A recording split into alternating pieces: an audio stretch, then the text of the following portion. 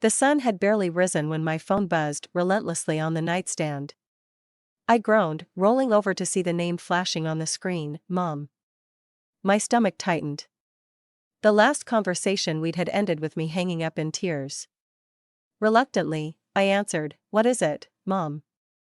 I asked, trying to keep my voice steady. "Your sister's housewarming party is this Saturday," she said, ignoring my greeting. "We expect you to be there," I sighed. "Mom, you know I can't. My wedding is this Saturday, yes, and you know how we feel about that." Her tone was clipped. "You refused to invite your sister. This is the consequence of your decision." I gritted my teeth. "She punched me, Mom. At Dad's birthday dinner. In front of everyone, and you provoked her," she snapped. "You know how sensitive she is about her career. I made a joke about her job, not her entire existence. And she's the one who escalated it to violence. Well, maybe if you hadn't been so cruel." I hung up. Again, the rest of the week passed in a blur of last-minute arrangements. My fiancé, Liam, tried to be supportive, but even he was starting to get worn down by the drama. He'd been there that night at the restaurant, watching in stunned silence as my sister lunged across the table and struck me, her glass of wine tipping over and staining my dress in the process. "You sure you're okay?" Liam asked as we finalized the seating chart. "We can elope, you know. No one can ruin a courthouse wedding." I smiled weakly. "I want the wedding we've been planning. And my grandparents will be there. That's enough for me." He nodded, pulling me into a hug. His hands brushed my hair back, and he kissed my forehead gently. "You're the love of my life. I'll follow you wherever you want to go." I rested my head on his chest, letting the steady rhythm of his heartbeat calm me. "I don't deserve you." He tilted my chin up, his eyes meeting mine with an intensity that left me breathless. "Don't ever say that. You're my everything." Saturday arrived. The morning was cool and clear.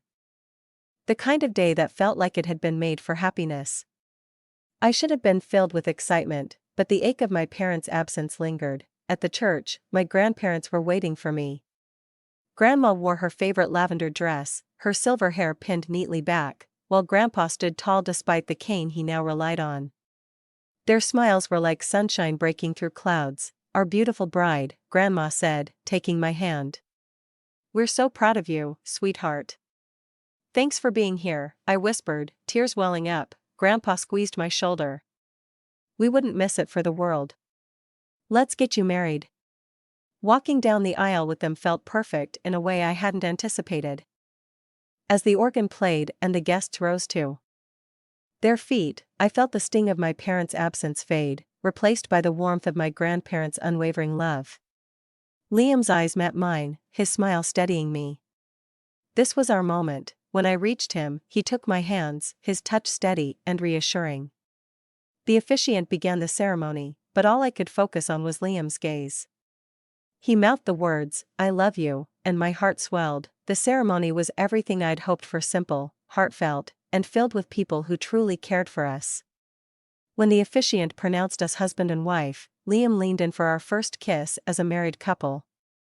His lips were warm, his touch firm yet tender, and the cheers and applause around us faded into the background. For a moment, it felt like we were the only two people in the world. At the reception, the mood was light and celebratory. My best friend, Emma, gave a tearful toast about our friendship, and Liam's brother shared a hilarious story about their childhood antics. My grandparents danced together, their movements slow but filled with affection that had weathered decades. Liam pulled me onto the dance floor for our first dance. The soft strains of a love song filled the air as he held me close, his cheek brushing against mine. "I've waited my whole life for this," he whispered. "For you, I'm here," I replied, my voice thick with emotion. "Forever." As the night wound down, I stepped outside to get some air. The crisp evening breeze was a welcome relief from the crowded dance floor. That's when I saw her, my sister. She stood a few feet away, arms crossed, her expression unreadable. "Hey, what are you doing here?" I asked, my voice sharper than I intended. She shrugged. "Mom and Dad thought it was unfair I didn't get invited." I wanted to see for myself, and. It's nice. Really nice. Her gaze dropped to the ground. Look, about what happened, which part? You hitting me or our parents taking your side? She flinched. I'm sorry, okay? I was out of line. I've been going through a lot, and I took it out on you. It wasn't right. I studied her, searching for sincerity. Why now? Why not any of the other times you could have apologized? Because I didn't realize how much I'd messed up until I saw Mom and Dad choosing my party over your wedding. That's not what I wanted, but you let it happen, she nodded, tears glistening in her eyes. I know. And I'll regret it forever. But I'm here now, trying to make it right. Can we talk? Before I could answer, the doors to the reception burst open, and my mother stormed out, her face a mix of anger and desperation. What are you doing here? She barked at my sister. I told you to stay at the party. Mom, I needed to see her, my sister said quietly. I needed to apologize. You've done enough damage, Mom hissed, ignoring me entirely. Let's go. Now, suddenly, Grandpa's cane thudded against the pavement as he emerged from the reception, his face set in a rare scowl. What's going on here? Mom turned to him, taken aback. Dad, this doesn't concern you. Like hell it doesn't, he barked, his voice sharp. This is my granddaughter's wedding day, not a stage for your drama.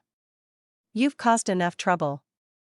Leave, or I'll make sure you regret it. For a moment, Mom faltered, clearly torn between her pride and her father's authority. She huffed, fine. But don't come crying to me when things fall apart.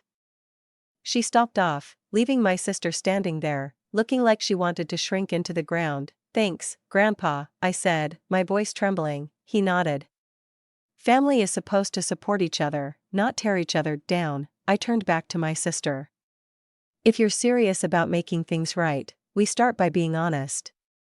No more excuses, she hesitated before nodding. Okay. As the music from the reception swelled behind us, I reached out and took her hand. Let's go back inside. Together. For the first time in years, it felt like maybe just maybe we could find a way forward. Inside, Liam met us at the door, his brow furrowed with concern. Everything okay? I smiled, though tears pricked at the corners of my eyes. Getting there, he slipped an arm around my waist, his presence grounding me.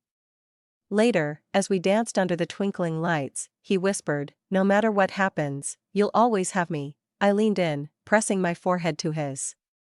And you'll always have me. The music carried us, the warmth of his embrace a promise that our love would withstand anything.